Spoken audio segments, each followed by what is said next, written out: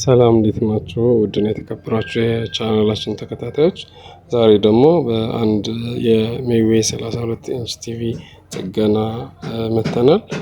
ይሄ ቲቪ የሚሆነው ምንድነው?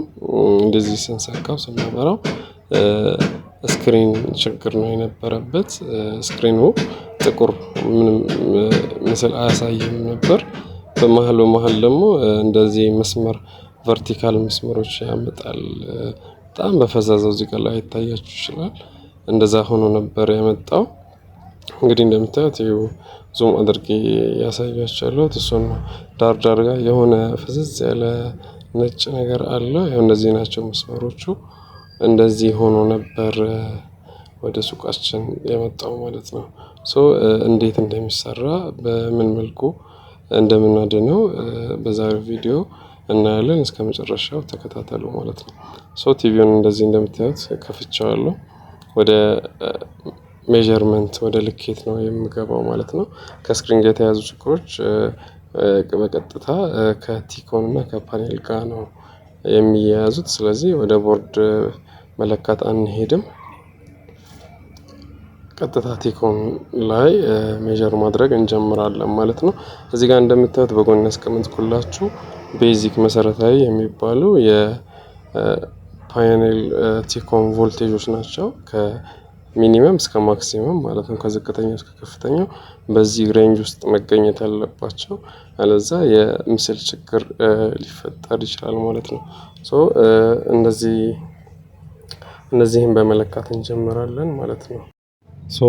መጀመሪያ የምንለካው ቮልቴጅ ቪሲሲኢ ነው። ከቦርድ የሚመጣው ቮልቴጅ ማለት ነው 12 መሆን አለበት። እንግዲህ እንደምታዩት 12 ሆኗል። ልክ ነው፣ አሪፍ ነው ማለት ነው። በቀጣይ የምንለካው የቪጂኤች ቮልቴጅ ነው። ቮልቴጅ ጌት ሃይ ማለት ነው። እሱን እንለካለን። 21 ቮልት ነው የመጣልን። ይሄም ልክ የሚባል ሬንጅ ውስጥ ነው ማለት ነው። አሁን ደግሞ በመቀጠል የምንለካው የቪጂኤል ቮልቴጅ ጌት ሎው ነው። ይሄኛው ቮልቴጅ ደግሞ በኔጌቲቭ ቮልቴጅ ውስጥ የሚገኝ ነው።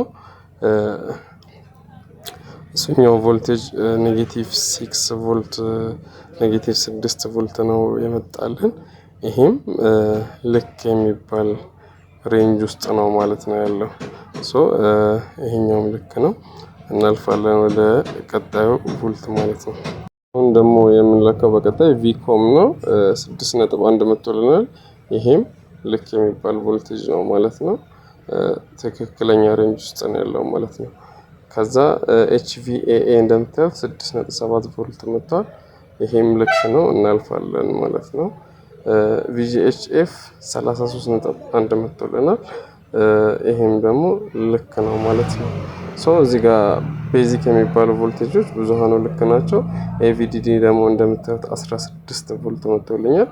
ይሄም ልክ ነው። ሁሉም ቮልቴጆች ልክ ናቸው። ችግሩ ምንድነው?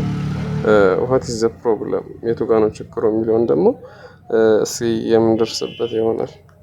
እንደምታዩት እንግዲህ ፓኔሉን ከፍቼዋለሁ ስክሪኑን። እዚህ ጋር ሁለት ሳይድ ኮፍ አለ። የላይኛው እና የታችኛው ሳይድ ኮፍ እንደምታዩት አለ። ቅድም የለካናቸው ቮልቴጆች እዚህ ይመጣሉ። ስለዚህ እዚህ ጋር መድረስ አለመድረሱን ቼክ እናደርጋለን ማለት ነው። እንደምታዩት ይሄ ሳይድ ኮፍ ኢኬ 735 እያለ የሚቀጥል ቁጥር ያለው ኮፍ ነው። የዚህን ኮፍ ደግሞ ዳታ እያንዳንዳቸው እግሮች የትኛውን ሲግናል እንደሚያመጡ ከዳታ ሺት ላይ መውሰድ እንችላለን ማለት ነው።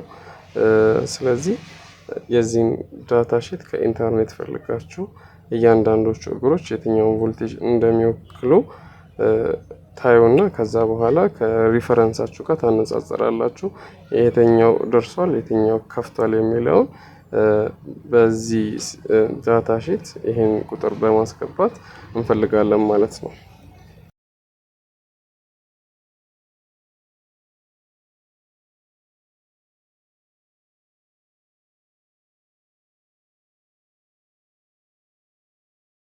ስለዚህ እኔ ዳታ ሺቱን አግኝቻለሁ።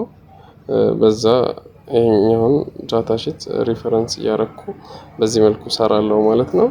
ያው እንደምታዩት እያንዳንዳቸው ቮልቴጆች እግሮቹ የትኛው ሲግናል የትኛው እንደሚያመጣ ሪፈረንስ ማድረግ እንችላለን ማለት ነው። በዚህ ዳታ ሺት ነው እኔ የሰራሁት።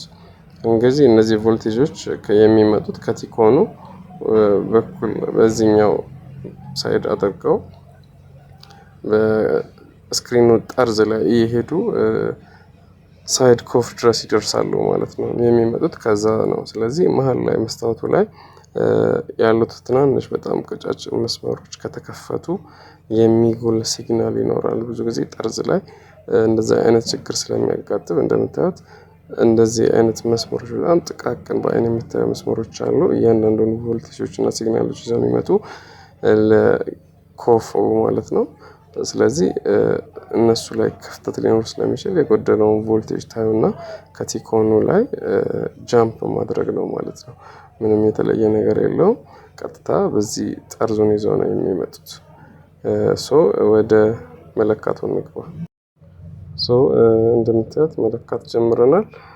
የመጀመሪያ ቪጂኤል እና ቪጂኤች ፖይንቶችን ፍቅ ያለው ቪጂኤልን ለካ ኔጌቲቭ 6 ቮልት መምጣት አለበት። ቅድም አይተናል።